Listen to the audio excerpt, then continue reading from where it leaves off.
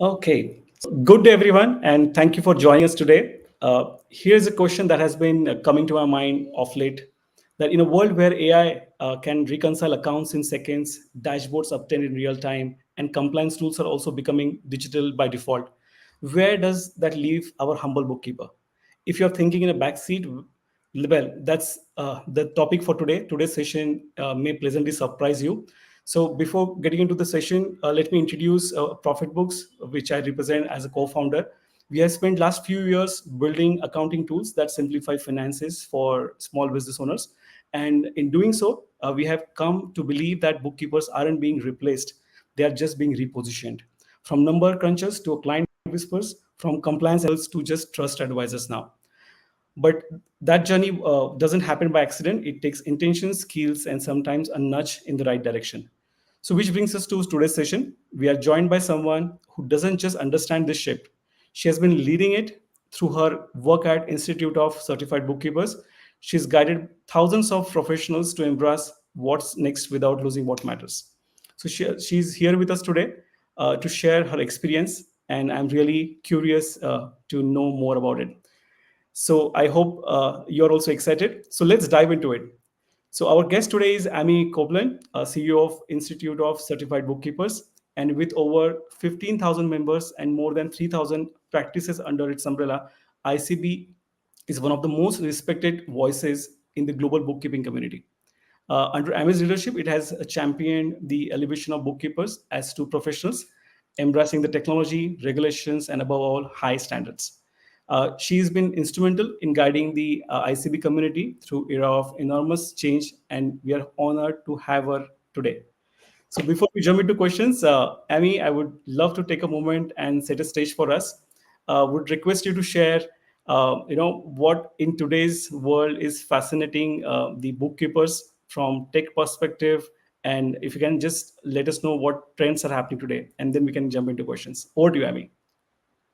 Well, I'm delighted to be here. Thank you so much, Mohnish. It is what a wonderful introduction you gave me. I can't think of anything I could say about myself that would be sound better than that. So it's all true, of course. Yes, it's a real honor to be working at the Institute of Certified Bookkeepers. At its heart, it's a family-run organization that started 30 years ago.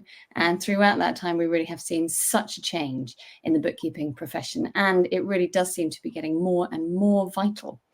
And that is a shift that's happening all over the world, all across the globe. So it's really brilliant to be here. But bookkeeping really isn't any longer just about closing the books and giving clients numbers. It's really about opening doors and providing that all-important perspective to business owners so that they can go out and do the thing that they're best at, which is running the business. And it's hardly ever doing the books, isn't it? So the bookkeepers of today, the bookkeepers of tomorrow are really taking on that strategic role. And quite often they are the most trusted professional that a business works with. They're a strategic sounding board for business owners who so often struggle to find the time to keep on top of the numbers and to really understand the numbers. So it's not just about getting those numbers done. It's about giving business owners answers and strategic advice. Awesome. I mean, that sets the stage perfectly, and that brings me to the question to start with. Like, if we see the break down the timeline, we have seen a lot of changes have happened in the last 5, 7, or 10 years with respect to the technology and the way things are happening, and the client's expectation also.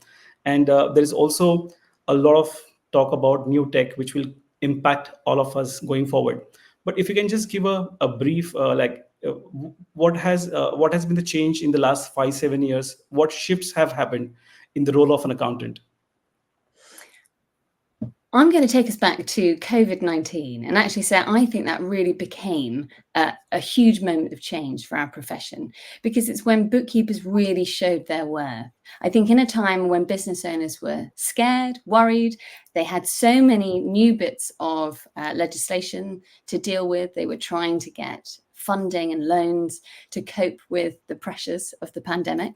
Bookkeepers were there showing that they are that trusted advisor. They're a friend on the end of the phone. They are a shoulder to cry on. And they were, of course, the ones pulling the strings and making sure that everybody got paid. And in the UK, particularly, we had something called the furlough scheme, where you could a way of looking after your staff, but not having to, if you couldn't deal with the overheads of having the staff. So it was really the bookkeepers that were helping across the business in a kind of psychological support way, but also, of course, in an accounting support way as well. So I think that was a real sea change moment here in the UK and across the world. And then now we're seeing this absolutely meteoric rise in the use of AI and AI tools that are no longer in the background.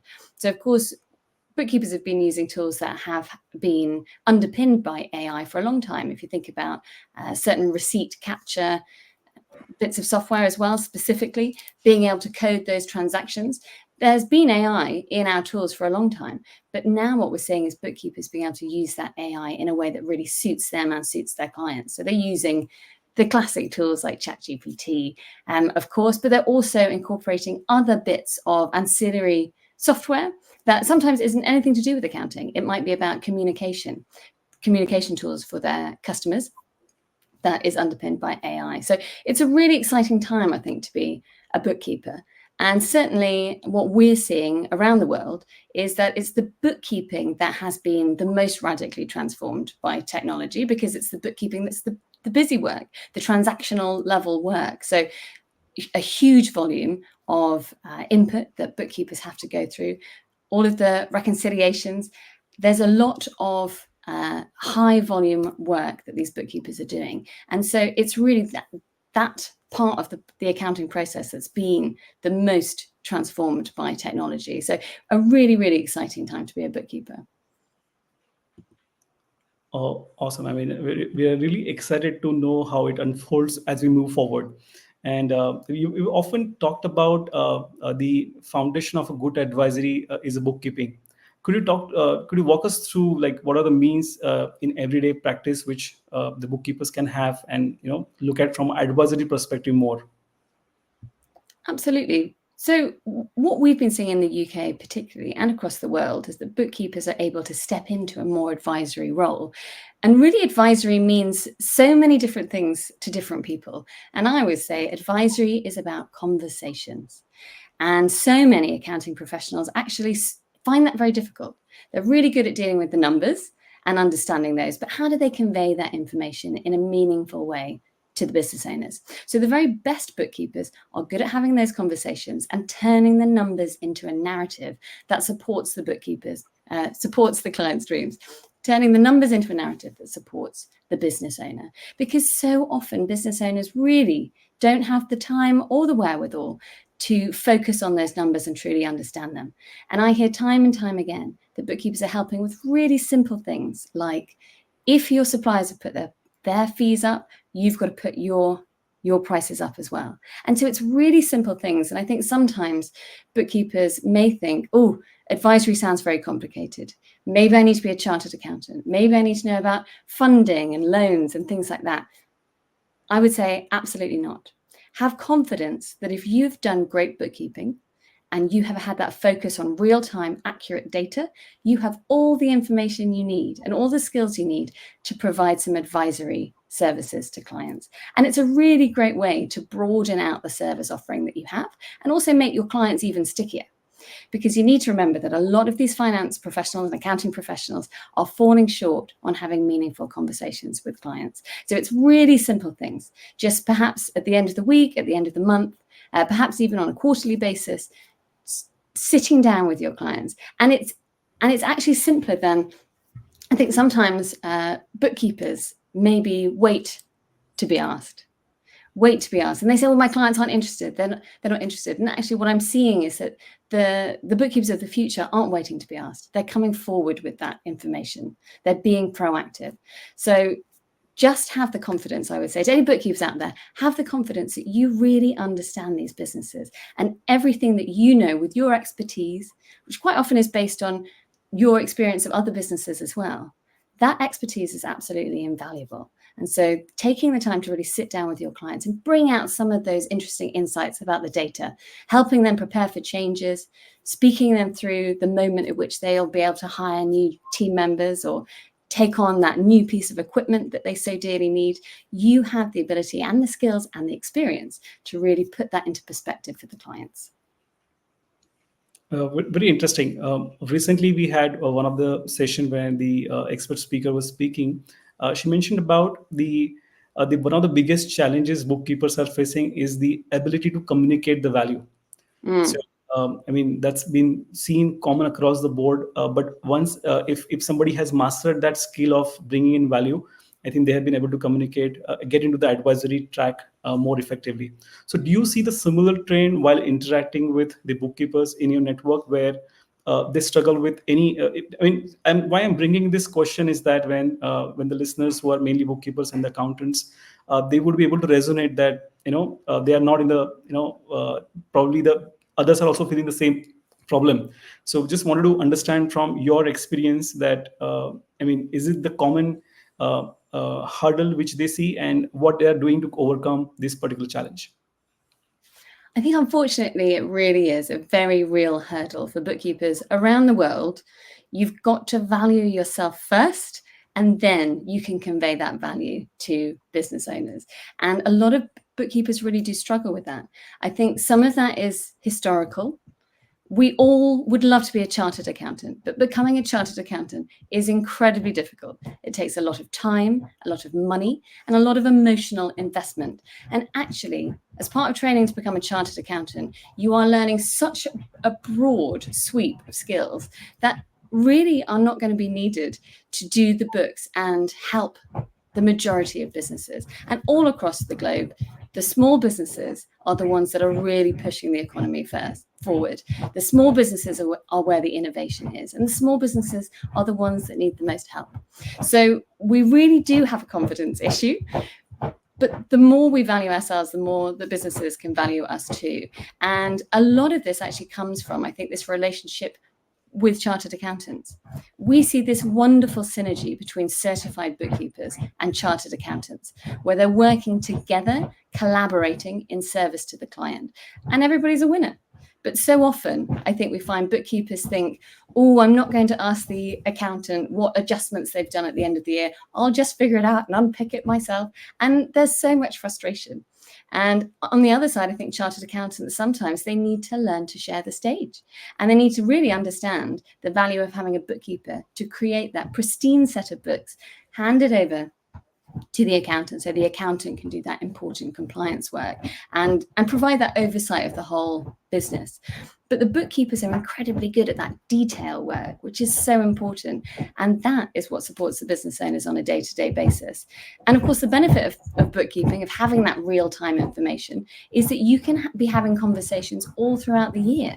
And the benefit to the client and the business owner, of course, is that then you've got a much better understanding of the full picture of your accounts, and there are no nasty surprises at the end of the year. And I think in many jurisdictions around the world, we're also seeing these sort of legislative changes that are promoting digital bookkeeping. And in the UK right now, we've got something called Making Tax Digital.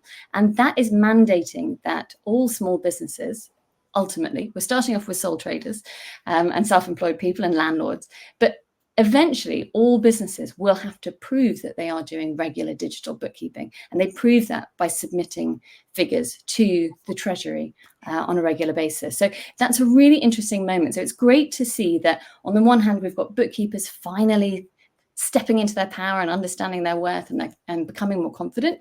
But we've also got this wonderful kind of top-down force that's coming from lots of governments around the world saying, you know what, bookkeeping is vitally important, and it is as important as doing that end of year compliance tax work. So loads and loads of fun forces happening, but unfortunately, yes, still a problem, I think, around the world, that confidence issue, and really understanding how amazing bookkeepers are. Really, I mean, I think the point which you mentioned about the regulatory shift, which is ensuring that the business owners will have to maintain the books of accounts more efficiently, like never before. And we have been seeing, when we deal with talk to accountants across the globe, there is a good wave of e-invoicing implementation which is happening in it has happened in Asian countries like Malaysia, India, in the Gulf. We have seen it happening in Saudi Arabia, in Nigeria. They are taking initiative. So I think that would give a more value to the bookkeepers, and probably it will give them more ability to talk to clients and bring in more of their value. They should be able to communicate. Awesome. So looking forward to have such regulatory shift also. So moving forward, like I wanted to understand that what are the common mistakes do big bookkeepers make when trying to scale from their existing practice to a next level of practice? How do they reposition themselves, or based on your experience within the ICB community, if you can share some of the examples? Really interesting question. So most bookkeepers in the UK are small bookkeepers. Quite often we have solopreneurs or bookkeepers who are running their business alone.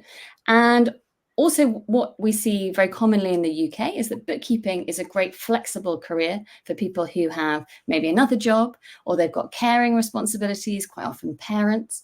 And we see time and time again that parents are actually choosing bookkeeping later in life because they want to have that flexibility to pick their kids up from school or go to the Christmas services or the carol services.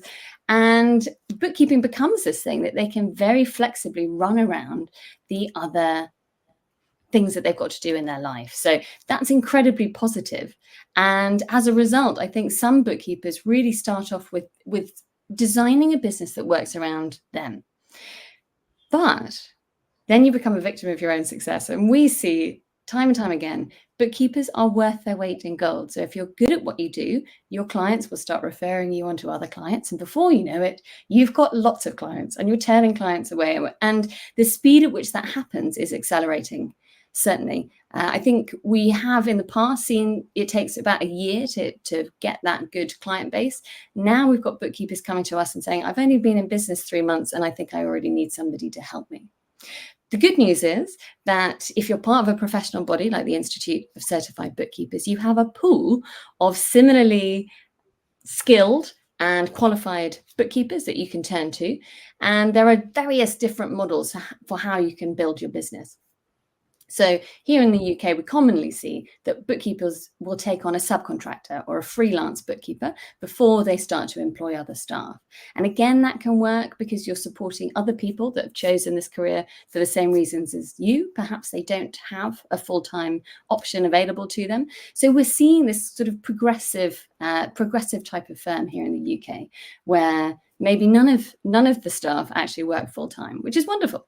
And, so many the amazing thing about technology is it enables you to work remotely if you need to, or you can work in an office if you prefer that. So we've got all different kinds of bookkeeping models here. But I would say one of the mistakes bookkeepers make is not charging enough from the start.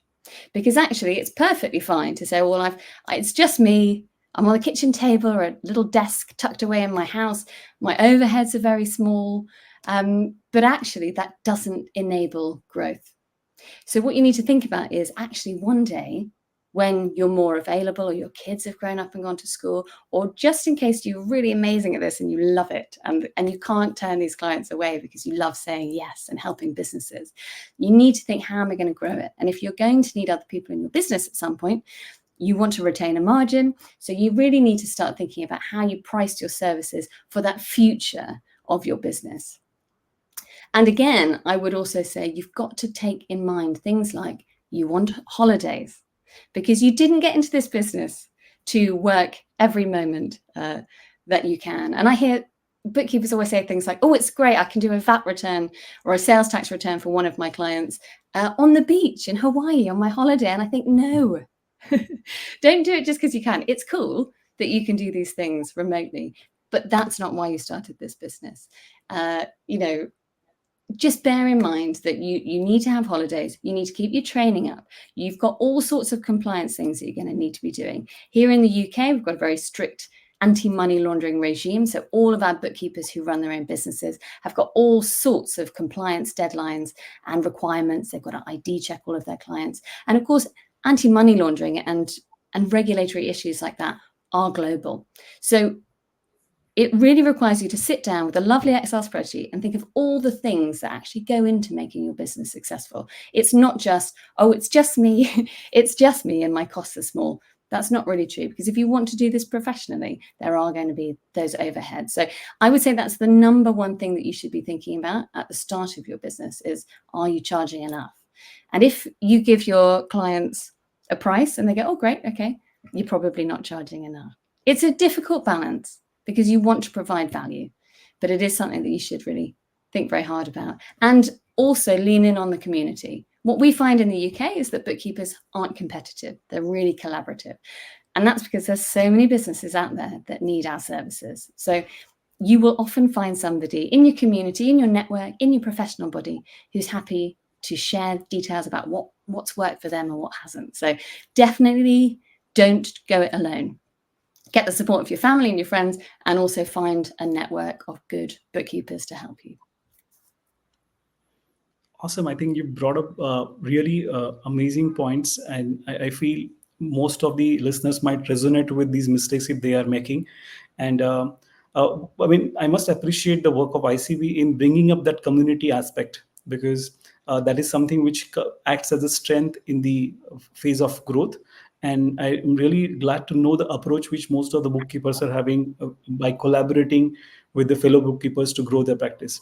I think more geographies need the work like ICB, what you're doing, to bring in community aspect and bring all the accountants together, because this has not been seen in other part of the geography where there are accountants, there are bookkeepers, but there is no central body which is getting them together or giving them all the required knowledge.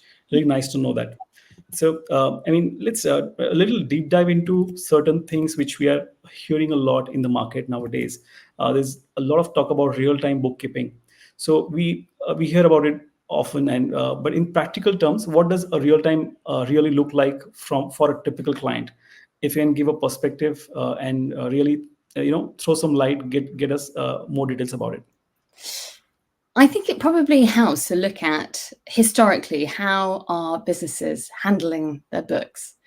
So often it's left to the last minute, and a lot of businesses are happy doing their own books, but not happy doing it in a timely manner. So they're leaving it to the last minute, and then at the end of the year, handing it over to a poor chartered accountant who is struggling to deal with the number of other clients that they are got on their books, and there becomes this end of year rush.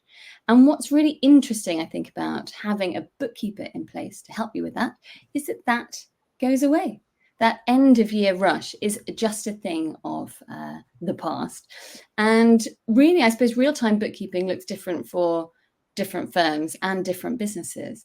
But what I think bookkeepers do really well is understand the needs of each specific client. And of course, you need to do that in a scalable way. But you will have some businesses who love to speak to you on the phone, or some businesses who love to have a Zoom call. So I speak to some members who say, well, I tried sending the P&L, the profit and loss, and the balance sheet, and they just never look at them. And they suddenly, that there's that moment where they realize this is not the right way to communicate to my clients. So they'll have some clients that they will do perhaps even a weekly call like this, a virtual call, or perhaps a monthly call. And we've got bookkeepers that are doing quarterly bookkeeping, and that lines up nicely with their VAT and sales tax returns. And now that will line up very nicely with their sole trader and landlord returns that they've got to do for making tax digital. So it's about finding that rhythm that works for you and your firm and trying to stop these sort of bottlenecks.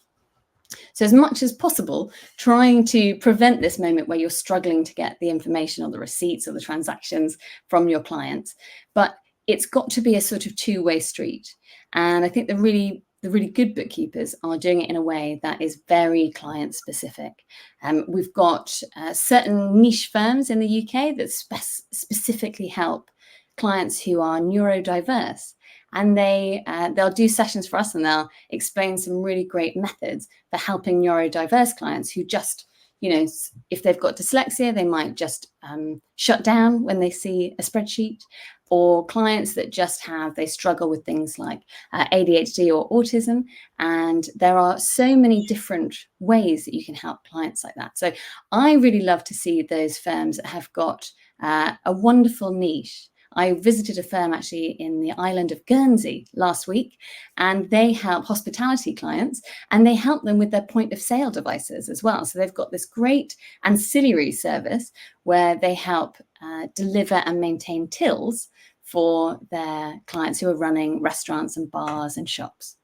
So there are all sorts of different ways that you can help your clients and provide that real-time accurate bookkeeping.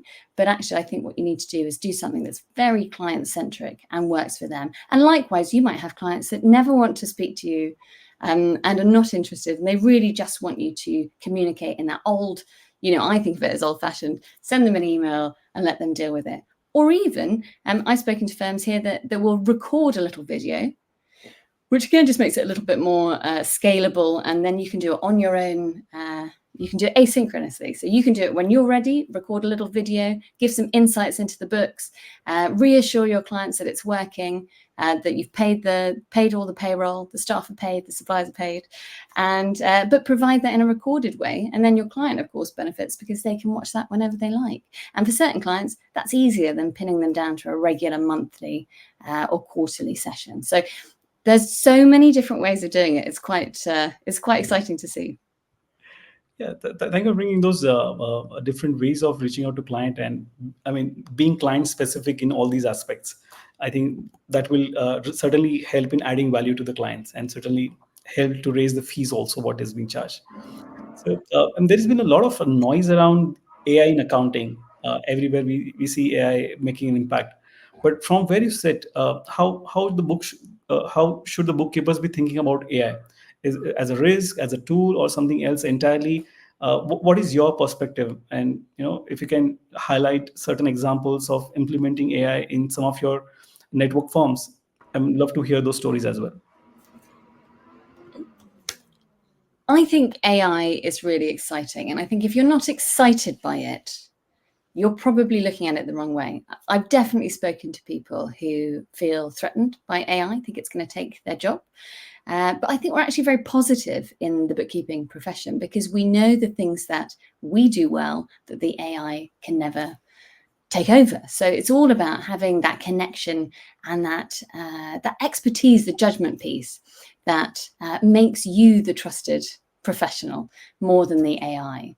And I think of it similar to the adoption of cloud technology. So we now use fantastic tools like ProfitBooks because they are online tools, and that enables you to communicate with your clients and service them at a mutually convenient cadence.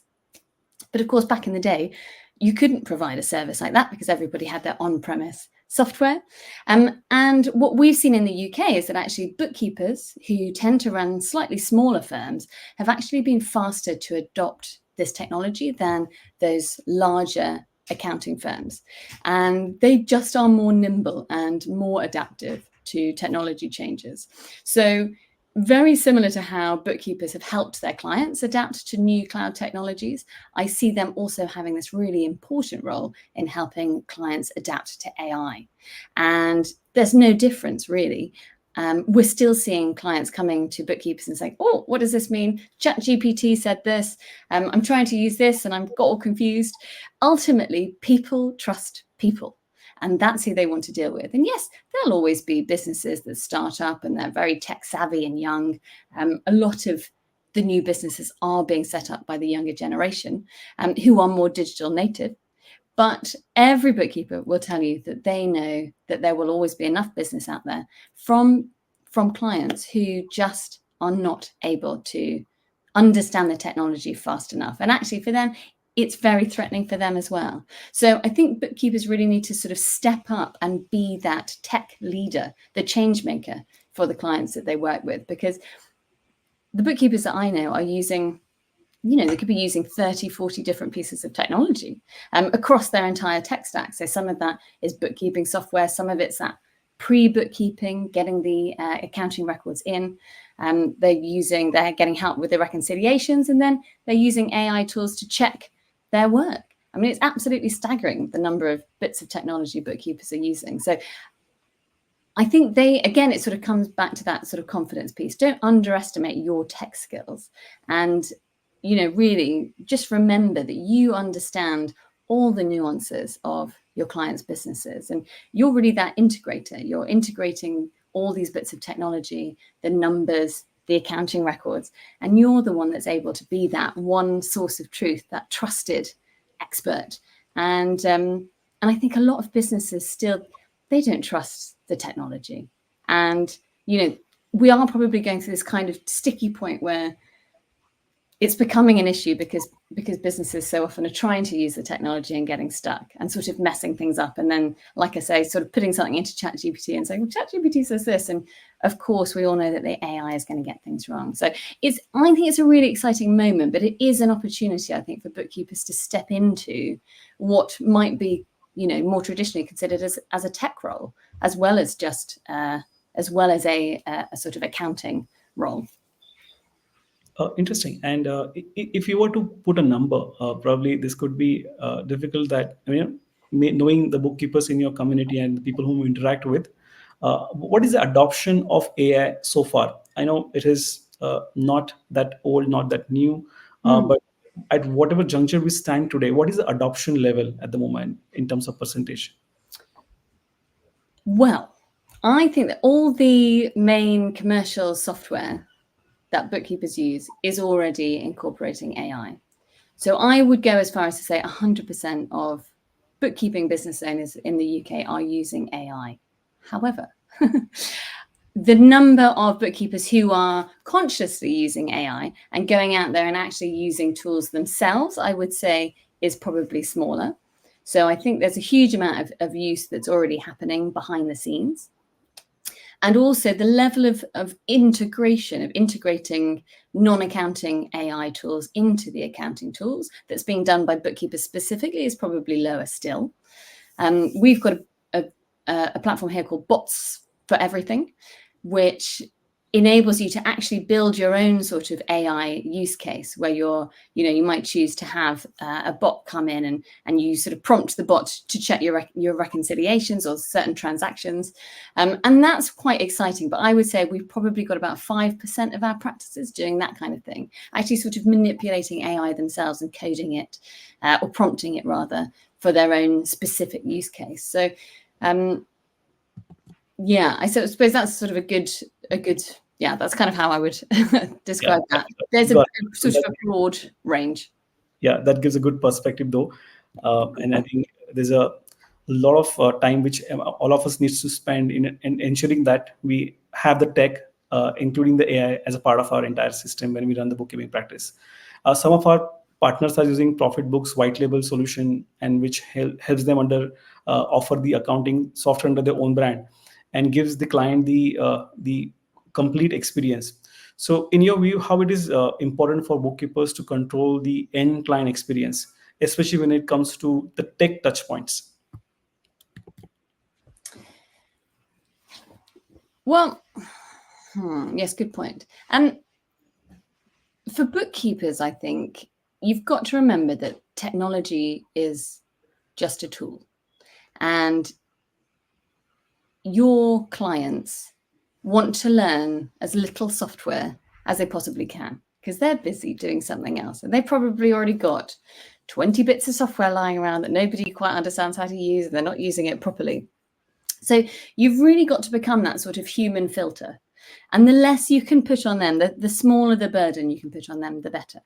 Having said that, I think you are really well placed to help businesses use simple technology that is going to make their life easier and make your life easier. And an obvious one, I think, would be receipt capture technology. So the type of technology that allows you to scan your receipts as soon as you've got one. And, as somebody running a business myself, I find that kind of technology such an enabler, because then you're not squirreling away your receipts and then losing them, and then it doesn't build up. That idea of at the end of the month having to get scramble to find all of your receipts and then stick them somewhere. That is intense for somebody who's running a business. But if you can just scan that receipt straight away, it's completely painless. And so it's little bits of technology that you need to be able to be that expert advisor who understands how your clients will react to certain bits of technology. And again, that's sort of using your experience and your insights of the business to be able to find that balance. Because the more you put technology in between you and your client, the more you run the risk of technology taking over. And the technology is the worst it's ever going to be. It's going to keep improving. And, large language models speak like us. In many ways, they speak better than us. So you've really got to be quite careful about it, I think. And, just continue to have that empathy with the client so that they don't think that you're devaluing them. You've got to make sure they understand that you really understand the importance of speaking to them and understanding them and listening. And that really is what makes you unique. And it makes you unique, in comparison to the technology, but it also makes you unique in the bookkeeping and the accounting profession more generally. Because, like I say, a lot of accountants and bookkeepers struggle to have those conversations. So that, for me, I think is such a key differentiator. And while you really can have a great role in the future as being that the sort of tech spokesperson, the change maker for small businesses, you do need to find a balance to make sure that your clients don't leave you for the charming technology. Yeah, I mean, finding the right balance, I think, is the key, and ensuring that you are the human filter in all the tech bombarding which is happening, even to the business owners and the bookkeepers. That will be key. So, as we are moving towards the closure of the session, I want to bring up a few important things. You have spoken about how bookkeepers can be a bookkeeping profession can be a life-changing profession. It offers flexibility, especially for women re-entering the workforce. In fact, I was just going through the ICB's details that your membership is almost 78% of the membership is women bookkeepers. So what do you think makes bookkeeping such an empowering career path for especially women, and that more can be done to support, to encourage this journey, especially for those starting later or returning after a break? Somebody who is starting off fresh, especially women, how do you guide them? It is really exciting to be working in a profession that is so female dominated. Bookkeeping provides this amazing opportunity to people from all walks of life and all backgrounds to follow a trusted and tried pathway into a profession. So that really appeals to people who want something substantial and something that is going to be scalable in terms of their career. So the great thing about bookkeeping skills is, of course, that every business in the whole world needs their bookkeeping done. So you're going to have skills that every business needs.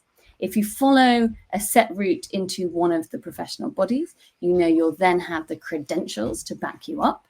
Because, of course, you can have all the skills in the world, but how do you prove it? How do you show someone that you're good? And quite often when you're at a job interview or you're meeting a client for the first time, it really helps to have the backing of the Institute of Certified Bookkeepers or another professional body behind you. And just to be able to put those letters after your name can give you that confidence and that credibility to people that you're meeting for the first time and you're trying to impress. So it's having that trusted pathway into a profession, which is very appealing, having skills that every business needs. But then also the great thing about bookkeeping is it lends itself so well to self-employment.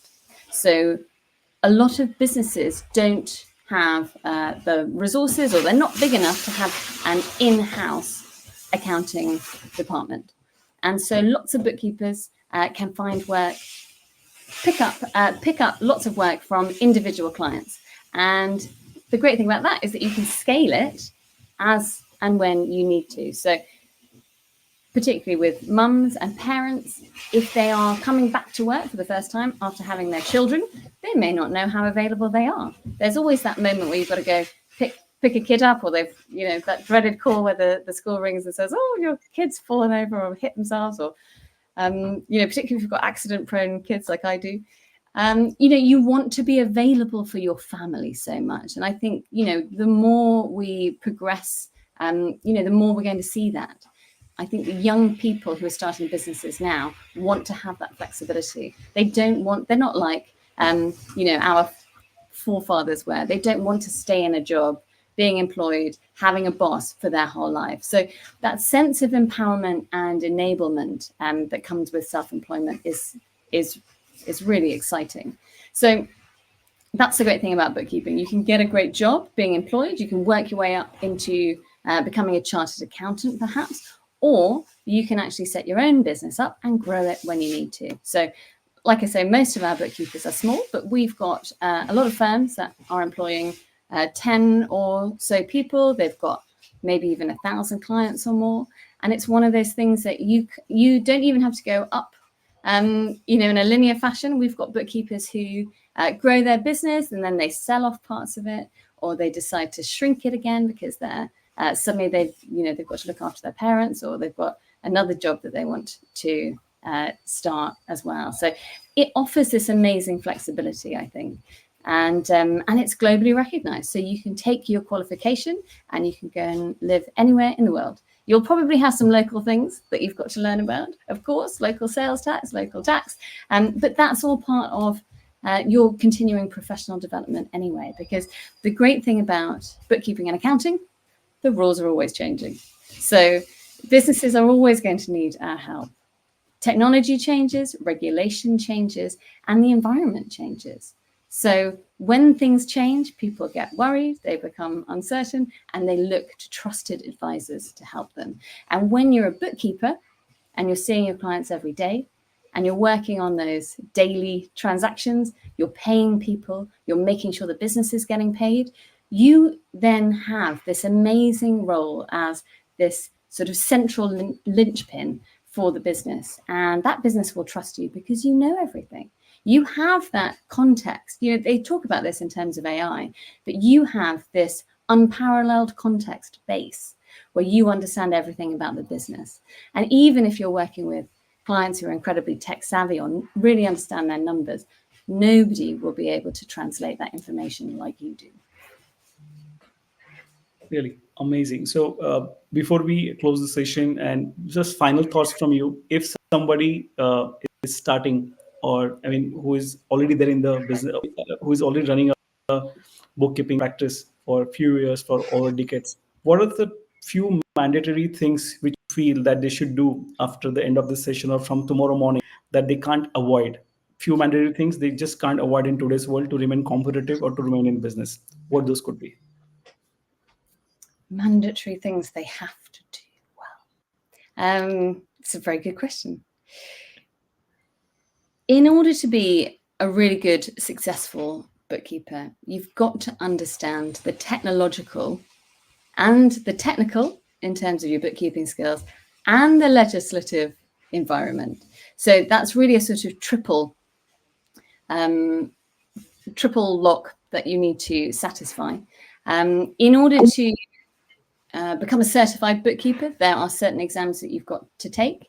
At ICB, we really believe in the foundations of double entry bookkeeping. We think that's essential, and it will become more and more essential the less you use it counterintuitively. So the more you're using technology, we would say the more you need to understand how that technology works. And all of the good bookkeeping software is underpinned by double entry bookkeeping. So when the technology goes wrong, when you get that sort of messy set of books from one of your clients, it's really useful to understand what's happening. So I would say a firm foundation in good qualifications is very important, but so much of a bookkeeper's job now is navigating technological change. What are the new pieces of technology that are coming out? And how do you figure out what's going to work for you and your clients? So you need to be able to judge the quality of the technology. And also, if you are using something like AI, stay abreast of changes. Now, you don't have to be an expert in everything, but what I think is very important is understanding the limitations in any tools that you're using, being able to spot hallucinations if you're using a large language model, and being able to spot perhaps where you're going to be led astray or where your client's going to be led astray. And that's going to be really important to your role as the integrator of systems for your clients. And then in terms of legislative change, there's always something changing, isn't there? Every time there's a new government party, every time there's a new budget or a finance act, you have got to stay on top of those changes for your clients, because they are going to be coming to you for help. And all of those things, of course, make your work incredibly sticky.